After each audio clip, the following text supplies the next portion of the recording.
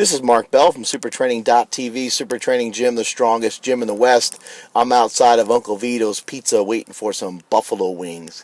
And if you don't think buffalo wings are paleo, then you're wrong. They totally are paleo. Buffalo is great for you. It's a great source of meat, although I've never seen a buffalo with wings before. And I am from New York, so you figure I would have ran into a buffalo in Buffalo, New York at some point, and I would have seen that they had wings. But I never actually have seen that. But anyway, we got a question for the Power Project. They're coming in. The questions are getting dumber every day, and I have a bunch of stupid answers for you. The Gripper Noob off of YouTube has a question about dynamic effort and max effort. After dynamic effort, do you do high volume or high intensity? After your max effort work, do you do high volume or high intensity? Kids out there, keep in mind, high intensity does not refer to getting all fired up, yelling and screaming, and listening to songs that worship the devil that tell you to kill your parents. High intensity refers to the percentage of weight on the bar. The higher the percentage of the weight on the bar, the higher the intensity. So if you only have 50% on the bar, that would be considered a low intensity. Kids, you following along? Page 43. Why are we on page 43? Because my wrestling coach, Rip Rogers, said so. That's why we're on page 43, kids. High volume is going to refer to the amount of volume that you've done for the entire day. You multiply the sets, the reps, and the weight all together, and you get your volume. So bodybuilding style workouts often require high volume and moderate intensity. Again, if you have a lot of weight on the bar, if you have a large percentage of weight on the bar, you have 100%, that would be a high-intensity workout. Just so we're all clear, I want to make sure everybody understands this and everyone's writing this shit down. The easiest way to do this, easiest way to manage this, because you want to do both, and you want to be able to have days where you lift heavy and days where you're bringing up your volume, bringing up your weak points, and doing the bodybuilding method. AKA the repetition effort method.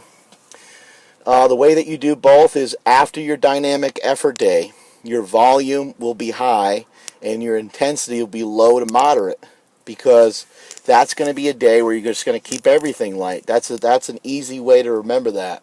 So after you do your dynamic effort work, you can do the crazy bell press, where you take or a chaos press, or however you want to call it. You take the bamboo bar, you do your presses with the kettlebells, you do 3 sets of 25.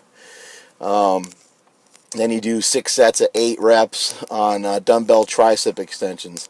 And then you do 3 sets of 20 of push-ups, and 3 sets of 15 on lat pull-downs, and you're out the door.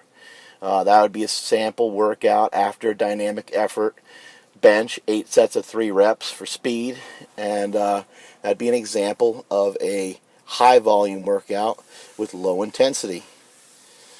And an example of a workout with that's the opposite would be, again, on your max effort day, make sure that that's just your heavy day. It's heavy day, period. So if you want to, we'll just use the bench again as an example. If you do a max effort 2-board bench, when you're done with your max effort 2-board bench, go over to the dumbbells, grab some heavy ass dumbbells, and let's say you do 150-pound dumbbells for 2 sets of 6. Well, there you go. That's high intensity. You had a lot of weight. You didn't do a lot of volume. Only did 12 total reps with that weight. And then you move on to some other stuff where you're going to kind of keep the weights heavy to moderate. It doesn't have to be super heavy, because now you're getting into assistance work, straight up assistance work. So the overall intensity as you move forward in your workout is going to start to drop off a little bit. And that's where you can kind of bring that volume back up. You can only be so intense, you can only utilize so much weight in your workouts for so many different exercises. I'd say 1 to 2 would kind of be the upper limit on that. So again, on your max effort days, that can be the days where you keep things fairly heavy until you get to those 2 to 3 exercises completed. Your dynamic effort day, that's going to be the day where you can do a lot of repetitions and work on building up the muscles that are going to build up the squat, a bench, and a deadlift. Hopefully that answers your question. And that is it from supertraining.tv. Later.